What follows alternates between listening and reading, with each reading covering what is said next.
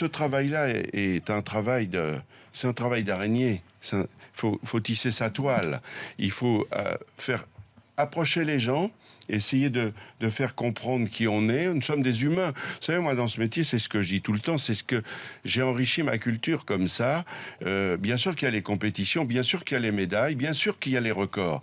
Mais le plus important, c'est pas ça. Le plus important, c'est de fréquenter les gens, de les côtoyer, finalement, de les séduire, de devenir amis avec eux. Oui, mais nous, justement, c'est ce qu'on combat, parce qu'on dit, mais si on devient ami avec le joueur, Oui. ou avec comme vous faisiez, on va plus être objectif, parce oui, que mais finalement... cette amitié-là, c'est pour partager les joies, les peines et parfois les drames. C'est ça que je veux vous dire. Et que moi, je pense que durant toute ma carrière, c'est ce qui m'a vraiment marqué.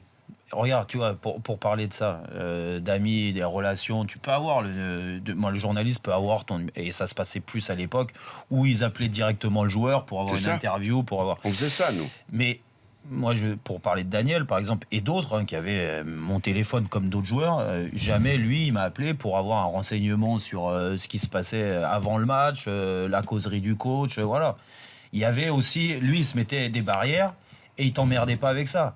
Aujourd'hui, la nouvelle génération de journalistes, quand ils ont ton téléphone, c'est quoi l'intérêt? Ils t'appellent alors pour te demander comment tu vas, comment va le groupe, et ils rentrent dans le vif du sujet. Tu vois, tout de suite, tu sens qu'ils cherchent l'information. Les gens ont besoin aussi de cette information-là. Oui, mais sauf que eux, et c'est pour ça que tu avais une relation de confiance aussi avec Daniel et avec d'autres d'une certaine époque, parce que eux, ils dépassaient pas les limites. Et quand tu leur faisais comprendre stop, voilà, là, on va pas partir sur sujet, on va parler de course, on va parler de ceci, cela. Et puis, vous parlez du changement. Il y a un changement dans notre métier.